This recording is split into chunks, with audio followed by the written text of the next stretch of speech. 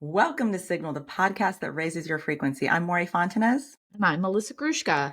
And Bean, do you ever feel like an imposter? All the time. Well, today we're going to talk about imposter syndrome. Hi, Beanie. Hi, I don't really feel like an imposter all the time, but on this podcast, I almost always do. Truth Yeah, talk. you do. Let's just put that out there at the top. Okay. On the podcast, or you mean just like in trying to do new things for the podcast? Just like, I always feel like, why do people want to hear me? What do I have to say that matters? Oh, totally. Is anybody listening? You know what I mean? Totally. Yeah. So if you are listening, listen, you're jumping ahead because I was going to ask you about your experiences with but we gotta check in I'll here. Reel it in. All right. Reel it in. Cringe, all right. delight. I'm wearing a. Why are you and I are both in our like sweatshirt I'm wearing Fleetwood Mac because it's me and you. Yeah. So I'm wearing my Fleetwood Mac sweatshirt. Cute. I'm sweating, but I'm wearing it. I am still what are you in wearing? my stepfather's office because we're recording back to back. If you're listening last week, you'll hear that I said I'm in my stepfather's office. So if you're watching, no, I am not a New York Giants baseball fan, but here we are. But that's you should go to YouTube to understand what we're talking about. Check it out. Yeah. How's your week been, Bean? My week's been weekend. How's your week been? Weekend?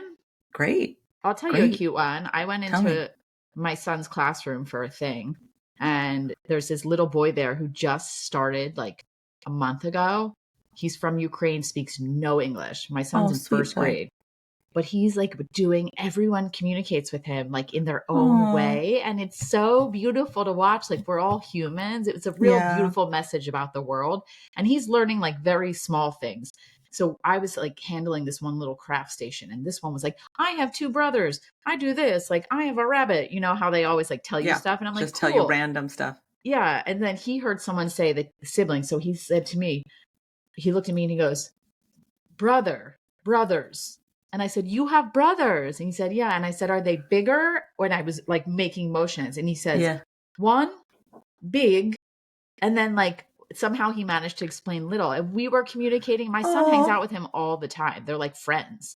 And the teacher has to use Google Translate. Like, he does not speak English. They have to constantly communicate like that. But somehow it all works so seamlessly. It's really beautiful. I mean, I'm sure it's tricky for his teacher, but like, it's with the kids all like, when he's not getting it, someone helps him. It's really lovely. Humanity is so really beautiful. Sweet. It's tricky for him. I mean, the level of resilience this person is going to have as they grow into an adult is next level. I know. I think about his mom all the time, like how she had to send him to school. She also speaks no English. How she had to come to a new country, send her baby off into a school where he can't communicate. I can't imagine. Yeah.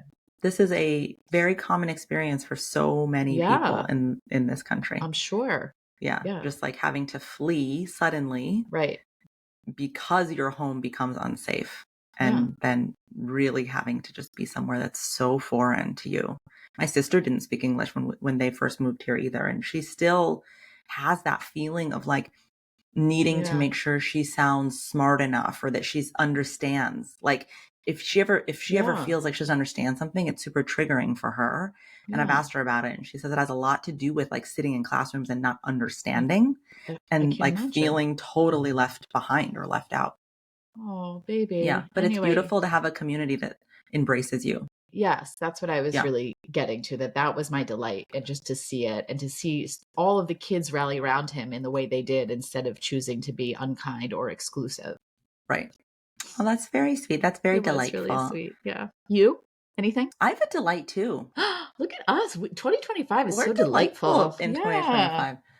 My daughter, Raina, who is, you guys know if you listen, my pride and joy when she gets on that stage because she is a performer.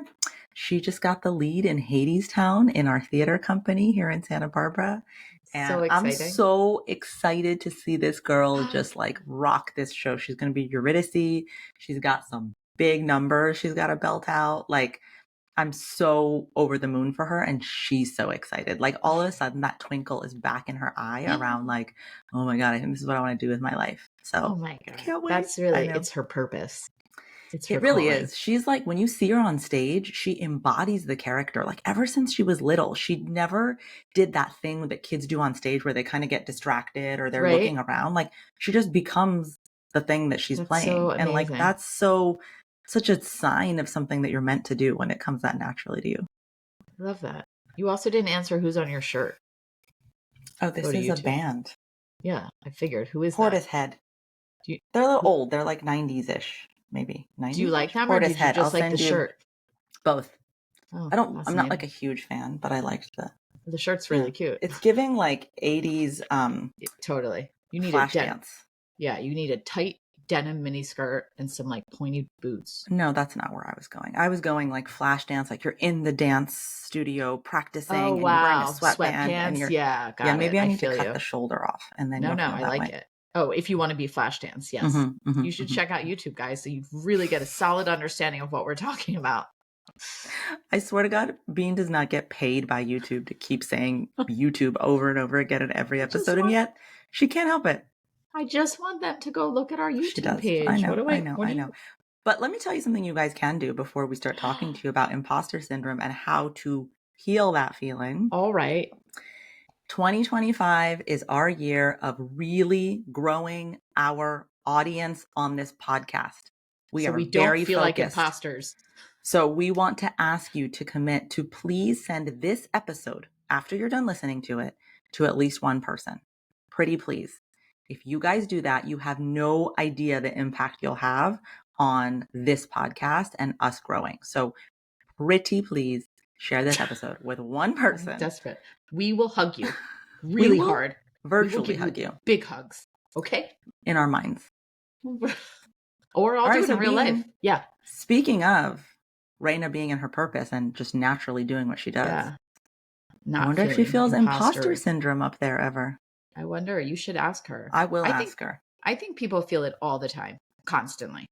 I'm here to tell you, every single person experiences imposter syndrome at some point in their lives. Yeah. Which makes imposter syndrome itself a phenomenon that is a total illusion. Because what imposter syndrome wants to convince you of is that there's someone who's better suited for the thing you're trying to do than you. Right. And then when you learn that that person you look up to also feels imposter syndrome, then it's like, wait a minute, no one actually feels in their self always ready or always enough for the thing they're doing. Even the person I have this like talk that I give at corporations to teams about imposter syndrome. And I have this slide where I put quotes up and I'm like, guess who said it? And it's like, sometimes I'm here and I don't think that I belong. And it'll be like, Justice Sotomayor. Or don't give it up. I want you to send it to me and I'm going to post it on Instagram the week that this episode comes out. But my favorite one is, there's a quote that's like, it doesn't matter how many awards I win. I always think they're going to figure me out because I'm no Meryl Streep. Okay. And that is a quote by Jodie Foster. But the best thing is that the next quote that I share is a quote that's like, it doesn't matter how many times I do this. I just know that there's someone better than me always. And that's is it Meryl Streep? Wow. It's wild, right? Yeah. This is what imposter syndrome does. Yeah. Even the best of the best. Even the best. But honestly, who is better suited to sit across from you on this dear podcast than me? No one. So why am I always up in my head about it? I don't know. Because imposter syndrome is a real mofo. So what we're going to do with this thing that can have such a grip on us is we want you guys to really start this year, listeners, feeling empowered to go do the thing you want to do. So we're going to try to get rid of a little bit of that imposter syndrome to free you to go forward and really be what you want to do. So in this episode, we thought, you know what, let's just talk about what it is. But let's also talk about some tools we can give you to start to confront it and heal it a little bit and just release some of its hold on your life, this idea of imposter syndrome. I'm like, are you in? I like ready with my notebook. She's got her note and pen. I have never felt it as strongly as I feel it doing this podcast. Great. That was my first question. So tell me about imposter syndrome for you. I love this podcast from day one. We've discussed it before. The second you asked me, I was like, okay. You were like, you want to come on my podcast? I was like, okay. Everything has felt so natural and so organic. And every time we put out an episode, like it's literally just like talking to you, like us just talking, which is one of my favorite activities in the entire planet to do, is just do anything with you, let alone sit here with just you and me and no interruptions talking. So it's so fun. It's never felt like work to me. It has always felt so joyful, but all the time. Like, and it's tough. It's really tough. You're looking at your numbers, you see the listeners, nothing's going up, certain things are going down. And it makes you question all the time, like, what am I doing? Am I supposed to be here? Is this right? Am I doing this wrong? Why does anybody care about what I'm saying? Am I really, a lot of times, like, you're so knowledgeable about so much in the spirituality space and I'm not. And then I'm like, maybe I'm not, I shouldn't be here. I don't know anything. I just constantly react to everything you say. And that's not bringing a lot to the table. So I deal with it all the time. Even though it feels so good to me, I keep thinking, though, what's the purpose here? Yeah, totally. And I hate it. I get it. I honestly hate it. So share this shit with everybody or I'm going to cry, it causes you guys. so much suffering while you're doing the thing you want to do. For me, it is so present as I'm trying to sell this book right now. Oh, like, I can't imagine. Putting myself in a position of being the talent instead of coaching the talent. Yeah. Putting myself in a position of like trying to get as many eyes and ears on my message and get people to take action and go buy the thing and then hopefully like the book that I wrote is so destabilizing that imposter syndrome just runs right into that space that gets opened up in my mind. And it's like, well, no one gives a shit about what you're saying, or other people say it better than you, or other people are more magnetic or dazzling than you. And you have to be a certain level of magnetic and dazzling to get people's attention. Like, I'll watch my reels and be like, yeah, I'm giving information that I genuinely from the bottom of my heart feel like is going to be transformative. And I get such amazing DMs to remind me, like, this is the message I needed today. But I'll look at other people's videos and be like, this video had 600 likes. Mine only had 40. I don't have what it takes to get people's attention and hold it. That's what my imposter syndrome is telling me so loudly right now. I hate that. And I don't want that. And now your next book should be about writing how imposter syndrome messes with your head when you're releasing your first book. It's for authors only. That'll have a huge audience. Because I bet everyone who writes a book, this goes through the exact same thing. It's not just writes a book. Anyone who makes anything. Like, I think for any of you creatives out there that are listening, there is a real chokehold that imposter syndrome can have on your ability to create, because it's convincing you that what's naturally coming to you, creativity is such a process of channeling in my mind. Like, you're channeling divine inspiration when you're being creative. And anything that's telling you you don't have what it takes means you're not trusting that channel. And if you're not trusting that channel, then you're not going to make the thing or do the thing that you're being told or that you're being guided or, channeled by your higher self to do. So it's such an obstacle to connecting to your creative life force. Oof. You look disturbed. I feel like that was really heavy, and I just keep applying it to how I feel constantly about doing this podcast. But it's juxtaposed with the sheer delight I get from doing it, which is even more confusing. It would almost feel more natural to have the imposter syndrome if I didn't like what I was doing anyway. And I don't know. It's very, very confusing. I don't think that if you didn't like what you were doing, you'd have the imposter syndrome, because you wouldn't care. You're right. Imposter syndrome only shows up when you really care. Fascinating. So I do really care. Yeah. All right. Well, let me just define it. I mean, Please. For anyone who needs the actual definition, although I'm sure when I say it, you have your own version of it, and that's what matters the most. But basically, it's just a psychological pattern where people doubt their accomplishments. You feel inadequate despite evidence of your success, and fear as being exposed as a fraud. Like, you shouldn't be here. You shouldn't be doing the thing. And then, I have a little note. It's not an official mental health diagnosis, but it is a widely recognized experience across all industries, demographics, and personal journeys. And one thing I do want to touch on is it's also, I always like to check and make sure what we're talking about is not just from like a Western white lens. Right. Of, is this just a phenomenon that we experience in the United States or in Western cultures? I have a lot of interesting anecdotes about how this is pervasive across cultures, this sense of imposter syndrome, which I think means to me that it's just a natural part of the human condition. Like, just being a human on this planet means that you're going to have this sense of a fraud. And I don't even think that it always has to do with some fancy high powered job or releasing a book. Like I was even thinking of teenagers and how uncomfortable sometimes they feel in certain groups of friends that they're trying to make, they want to be in the popular group, but they are in it, but they feel like they're not cool enough to be in it. I Oh, feel for like it sure. crosses, it's all generations live it, all races live it. It's like a common theme throughout life often. Yeah. It can be about something so small as like, I'm not being a good enough, not small, but like I'm not being a good enough mother. I'm not as good of a mother as other people are. Yeah. Or I'm not doing this well, or whatever it is.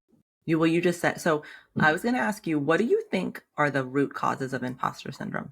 What do you guess? Limiting beliefs, probably, which is So big. any belief that limits you and says that you're incapable. Yeah. Yeah.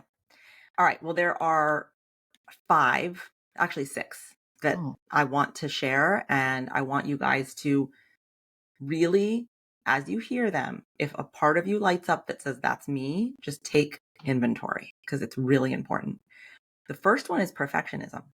Perfectionism is a main root cause of imposter syndrome. Perfectionism is just this belief that mistakes are unacceptable and that to be successful, you have to be flawless, which is impossible. Many people suffer from. Many of my clients who are out there at the top of their game deeply suffer from perfectionism. It can lead to overworking, over preparing, like overdoing, and still feeling like it's not enough. So if you recognize that perfectionism in yourself, what I tell my clients is perfectionism is a form of anxiety. Yeah. It's celebrated in lots of cultures as a form of superiority, a form of success, but it is not proven to actually make you more successful than the person next to you who's not as focused on being perfect. So because it doesn't actually lead to more success, it's an illusion. It's an illusion created by your anxiety that's causing you to believe if only I have control over every detail of this situation, I will somehow be able to manage success, manage my way to succeeding at this thing, rather than trusting the process. Who defines what perfect is anyway? That's so exactly. subjective. And that's the other problem. It's like this winding loop of it never being enough. It's never perfect enough. It can always be better because there's no such thing as perfect. So you're never going to attain. It's like this mirage you're chasing that you'll never attain. So that's root cause number 1. Woof. Root cause number 2, comparison culture. And you just said it. You said, am I good enough, mom? So you have that idea because you have in your head flooded with images and information and content and media that shows you what good momming is, or your friend, positions their momming in a way that seems so effortless because they're not being totally honest about the way they feel because they're trying to project something to you. And so in our comparison culture, we never stack up. Every time you're comparing yourself to someone else, growing up in an environment, for example, where there's competition for praise. So like if you had siblings and your parents, compared you to your sibling, well, your brother always gets good grades or your sister is so talented. Like when you feel that you have to take up more space to earn the praise, you get into this comparison mindset. You can view the world that way. And the danger with that is we never know the full extent of someone else's life experience. Excuse me. So when we're comparing to an illusion because we're comparing the wholeness of ourselves to a projection or a slice of someone's life. We're not seeing the full picture. I wonder, now that you say it, if imposter syndrome now is more pervasive than ever because of social media, because you 100%. Are really flooded with images of what this should look like or what the best version, and they're edited images at that. So it's not 100%. Only someone else doing a clip of their entire day in 1 second, but they edit it too to make it look even more quote unquote perfect. Well, I mean, this trad wife theme where, have you seen this? Where we're going back to the time where the wives stay home and they go tap sap from the tree and they use the rubber to make erasers for their kids. I don't fucking have any clue. But sorry, maybe that is clear how I feel about that trend. But I it mean, if it's for does, you, then it's for you. I think it's an extreme example of like how we put pressure on women to show up as wives and mothers and partners. Right. That is like so unachievable and also not that fulfilling, I think, for most people. I'm sorry. I'm just going I to say think it. it is for some of the women who are doing it, and Godspeed, go for it. But it shouldn't, then you cannot use that as a frame of reference for how you're doing your job, is all. I'm going to say something really controversial. Yes. I don't know that it can stay fulfilling for very long. I think that it is fulfilling an image of perfection that you think you want to portray to feel good, but I don't know that it's allowing you to really, as a female, get in touch with your whole self, all of your desires, all of your longings, your full truth. Well, I can say from experience, because I was a stay-at-home mother until very recently. But that's different than a trad mom. I'm not talking about all stay-at-home moms. Fine. I'm saying that next level of like, I'm going to perform this level of perfection, this dessert that I'm making while I'm wearing a gorgeous dress with this beautiful handmade apron, and my makeup is all done and I'm gorgeous and I'm holding my toddler in my hand while I decorate this pie, is not a real reflection of a woman in touch with her truth and her full desire. Just saying it. All right. Okay. I mean, you put that there. Leave that right there. Let's see I'm gonna leave that right there, period. All So right. comparison culture, it really does foster more of this sense of imposter syndrome. I always tell people comparison is the thief of joy. Agreed. Do not focus your energy looking left or right. Stay focused on what you're trying to accomplish. If you notice yourself comparing, know that you're inviting suffering into your process, period. I want you to be hearing this. You hearing this, girl? Everything I say, there's a part of me that's like, are you listening? Are you listening? You'll remind me. You'll remind me. Okay. I try, like, for example, in terms of the imposter syndrome thing, when I look at other people's content, for example, and I'm like, oh, this is really hitting. What is it about it? I will remind myself, you're not that person. You're not going to do the cutesy dance, or you're not going to do you're here to just impart little tiny bits of wisdom. Dancing, though, would be really fun. It's true, because I do love to dance. Yeah, and you're one hell of a dancer. But just to remind myself of like, what is my unique thing that I can add to this conversation, and sticking with that and not trying to be something that I'm not. Correct. Yeah. Okay. Third root cause, see if you identify yourself in this one. Childhood experiences. So any experiences of being in the care of someone that's overly critical, or getting inconsistent validation. So like you do the same thing and sometimes it's celebrated and sometimes it's not, can be very confusing to your mind as you're growing up. The idea that you have to always succeed to be valued, this is big in immigrant culture. So you'll notice with a lot of Persians, a lot of my Indian friends will also like share this experience. Wherever your parents came from, if they've immigrated to another country and they've had to bust their ass to just even make bare minimum. Right.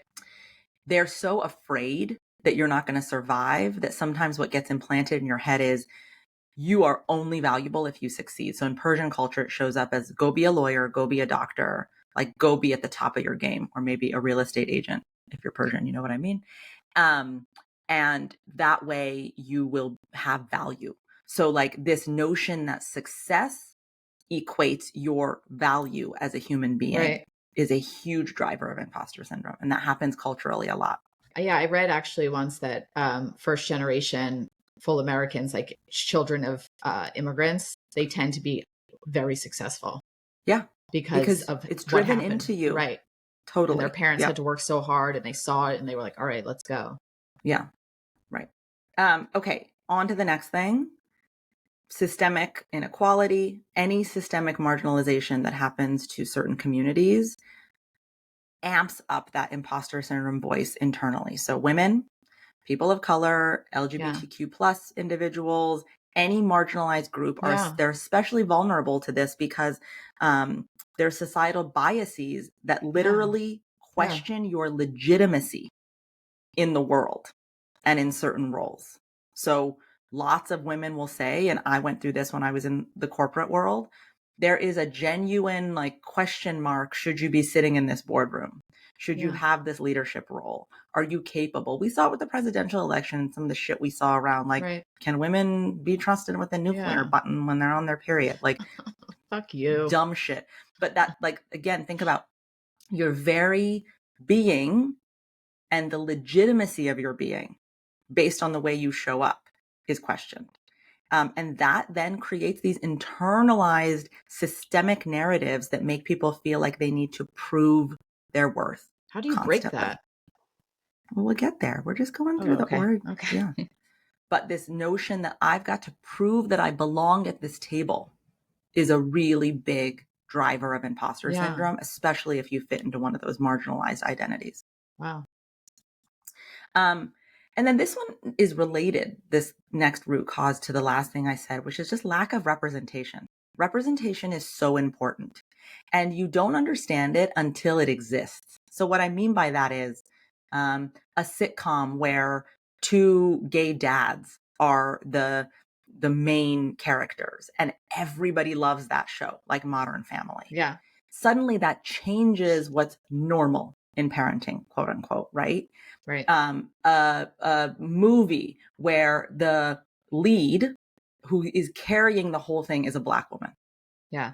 That changes the way that you then, in this marginalized group or anything, can believe about yourself. Because when you see it, it becomes a possibility. So representation really matters. So being the first or only person of an identity or a role in a field, like the first woman CEO, first college graduate in your family, that can intensify this feeling of like, oh, I don't fully belong here. I've got to prove myself. So when there's not representation, just know that that imposter syndrome is using that as evidence. You see, it's saying to you, look around. No one else looks like you here. What makes you think you should be here? Well, that's only because of the system that's made it hard for people who look like you to be there. It's not because you shouldn't be. Right. Yeah. And then I think I talked about this, but just cultural expectations. I said imposter syndrome is pervasive across cultures, but in each culture, it shows up a little differently. So like in the Jewish culture, what's something that you think is a cultural expectation that might create imposter syndrome if you don't fit that expectation? Higher education. Okay, great. So like for Persians, it's this sense of like material well-being. Right. You know, I grew up with Persians around us that really, they value this sense of symbolism. Right. Of, you know, that's why the joke is that like, if there's a Mercedes, there's a Persian behind it. This idea that like, you have to own a material symbol of your value. And we grew up with no money. So I even notice now that being in rooms with Persian people I don't know makes me uncomfortable because I grew up feeling so much less than in comparison to what was happening with the other people from my culture. So any kind of cultural expectation of goodness that you don't fit into and can really trigger jobs for Judaism this also. feeling. Yeah. So lots of things to think about where it could come from. I wanted to spend the most time on that because I want us to really hold this notion that none of those things are in our control, that all of those root causes are things that have happened from societal pressure. And when we're existing in societal pressure, we become the product of that pressure, but we don't have to. Because once we can see, oh, I've been the product of this thing, then you can choose differently. You can choose to see that you're no longer going to let that thing have power over you. Okay, so that awareness helps. Now, the other thing I just want you to be aware of is how does imposter syndrome manifest in your life? You might hear this word, imposter syndrome, and think, well, that doesn't apply to me. But if any of these things sound familiar to you, you might be suffering from imposter syndrome. The first is overworking. Anytime that you're, oh, look at that little light. Anytime that you notice yourself just constantly going above and beyond, way, way, way more hours than the person next to you, way more effort, any kind of workaholicism, that's a sign that you're trying to overcompensate for some kind of internal perceived inadequacy that you think you have, that if you put in extra effort, somehow then you'll be worth the thing that you're trying to attain. Avoidance, delaying or avoiding tasks out of fear of failure is another sign that there might be some imposter syndrome that's causing you to procrastinate because it's telling you you're not going to succeed anyway. Attributing your success, it's called attribution error. So attributing success to just luck, or I just happened to be in the right place at the right time rather than your own abilities. Yeah, that hits. Look at I that feel like one. that That hits. clicked. I Yeah. feel like that hits for a lot of people. Like, it's not me, it just worked out. Yeah. Yeah. And then this idea that you're just afraid of failing. This idea that failure is so terrifying that it just paralyzes you and you're not going to go do the thing. Or that you're wasting your time, I think, in addition. That, like, you know what I mean? I constantly think about that. Like, am I just wasting my time? Is this for nothing? Yeah, totally. So, okay, you see yourself in that lens. Right. What can you do about I this don't know. notion of imposter syndrome? What's anything that's ever worked for you? Honestly, just ignoring it. It doesn't really work though. You feel the fear and do it anyway. This has been the most I've ever experienced it, I think. And it's just like, you just keep going. I'm honestly probably following your lead too. My idea that we're going to keep doing this and it's going to be great. And I'm like, okay, right. Yeah. Yeah. Okay. Here's a few little tips that I want to give you guys to try and really interact with and heal your imposter syndrome. The first is to recognize the inner critic voice as a separate voice from your higher self being the version of you that is the most empowered, the most dignified, the most intuitive. So knowing that you are not that critic, that what that critic has to say is not the only possible outcome, is not the only set of facts available, but that it is one voice in a much bigger round table of voices. So identify the inner critic. Who are you? What are you trying to accomplish here? What do you want me to do with this information you're giving me? Usually you're going to hear, I'm just trying to protect you from making a decision that's going to feel embarrassing or disappointing. Yeah. Now, what I tell people is when you get that response, evidence is the next place to go. Where do I have any evidence from my life that by listening to this inner critic, or that this inner critic has ever been right? Where do I have evidence that I am a colossal failure or that I'm so embarrassed by trying to do the thing I want to do?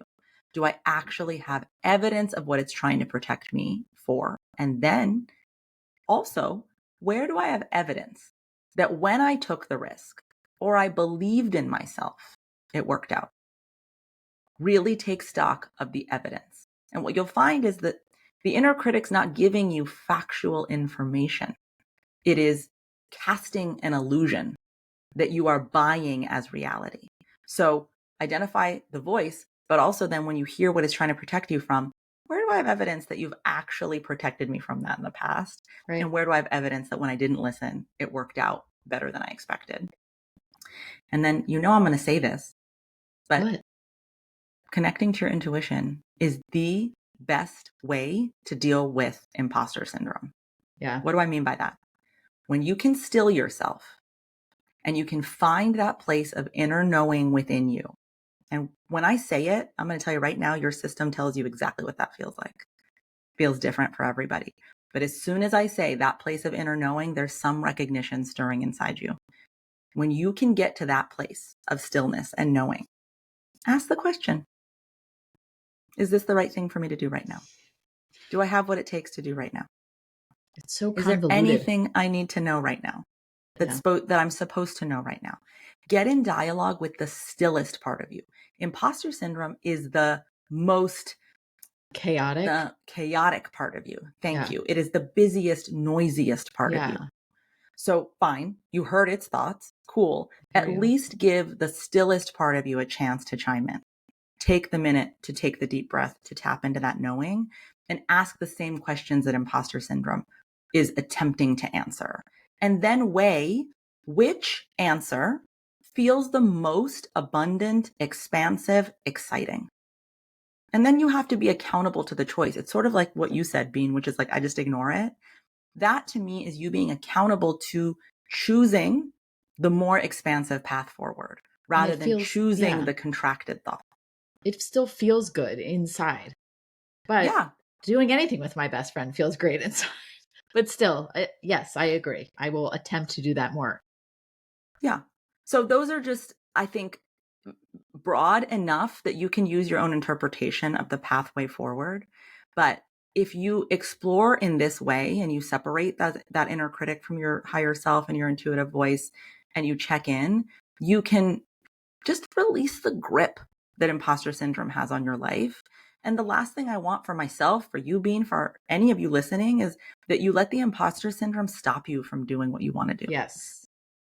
That's actually Because more scarier than feeling the imposter syndrome. Exactly. That's what I always ask myself. The equation for me is, will I regret not trying to get this thing that I want?